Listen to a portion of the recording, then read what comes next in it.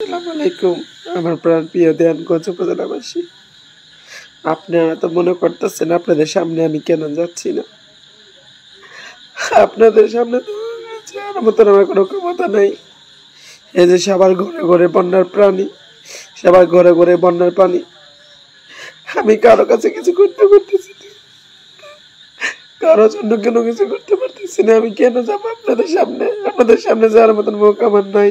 এই যে বিভিন্ন জায়গা থেকে অনেক গরিব অসহায় মায়েরা ফোন দিতেছে আমার কাছে যে আমি কি কর, ওরা কি খাবো কি না খাবো।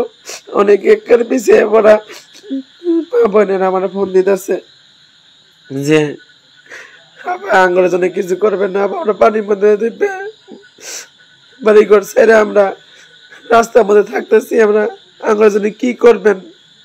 অনেক মানুষ ফোন দিয়ে আজকে আমরা বলতেছে, আমরা খুব খারাপ লাগতেছে।